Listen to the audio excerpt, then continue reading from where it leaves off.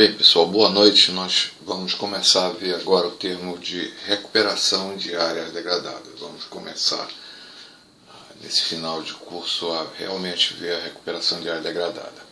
Bem, como nós já vimos, o termo recuperação é amplamente utilizado por incorporar o sentido de restauração e de reabilitação, que nós vimos que são coisas diferentes, né? Restaurar é você voltar ao estágio inicial.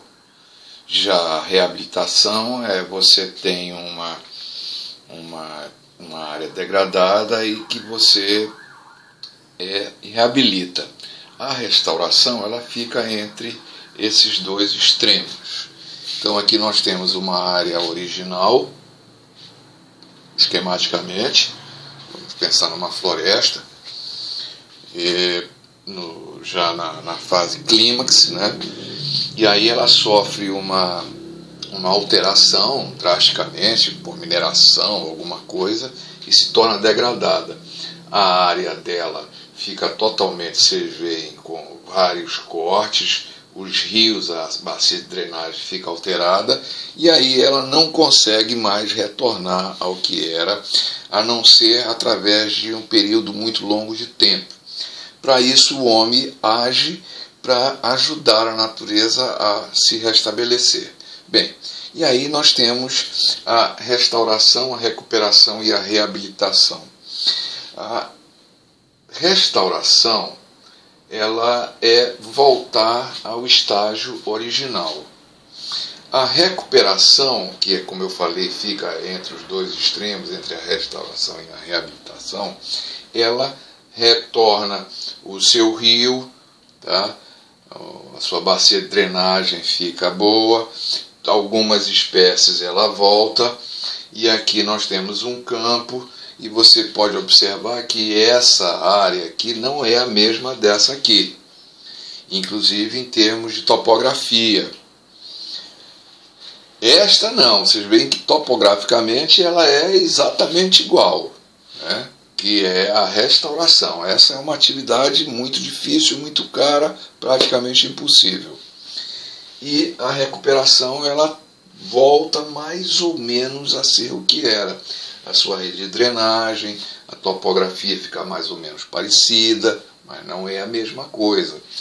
E a reabilitação é essa área restaurada, mas com uma atividade, com uma finalidade. Pode ser um hotel, voltar a ser um hotel, pode ser uma área de lazer, por exemplo. Poucas pessoas sabem que o Parque Ibirapuera, em São Paulo, que é considerado uma área verde de lazer, muito visitada, muito importante para a capital paulista, aquilo ali antes, no começo do século passado, aquilo ali era uma jazida de areia que foi utilizada e que foi reabilitada aquela área.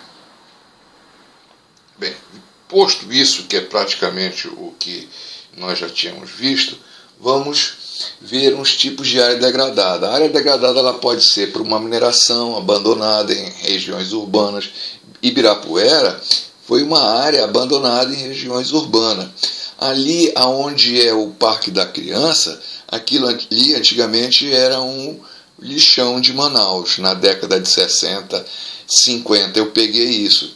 O meu pai, inclusive, foi quem reabilitou aquela área. Ele fez, inclusive, ali, tirou o lixão, colocou num terreno que nós tínhamos lá no quilômetro 10, onde é o Novo Israel, e aquela área ele reabilitou e fez o horto municipal, que depois o amazonino transformou no Parque da Criança.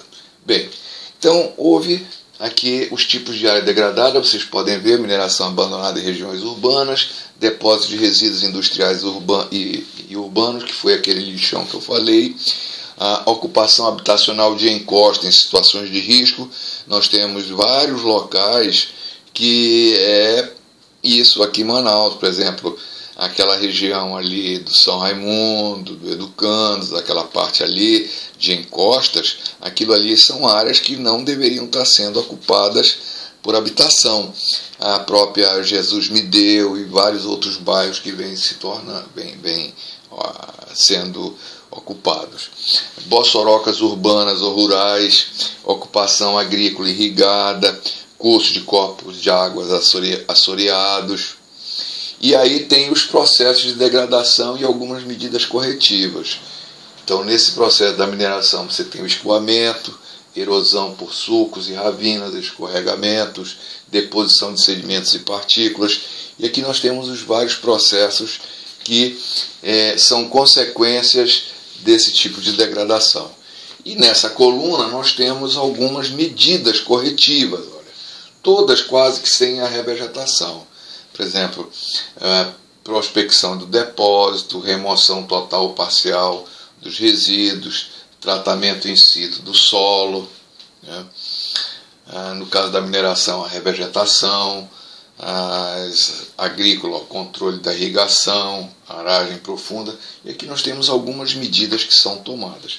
Isso é visto de uma forma esquemática. Bem, os fundamentos da recuperação da área degradada, primeiro o objetivo dela é estabilizar os processos do meio físico, né, atuantes no meio ambiente degradado. Depois tem o papel da geologia, que você identifica o solo, como é que é esse solo, o que houve do meio físico degradado.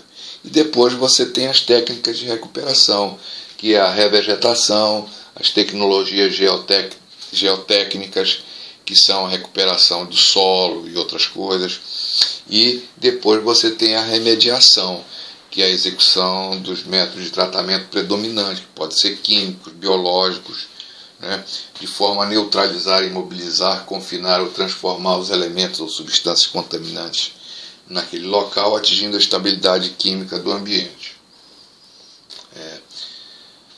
E aí você tem as características dos indicadores, o exemplo dos indicadores.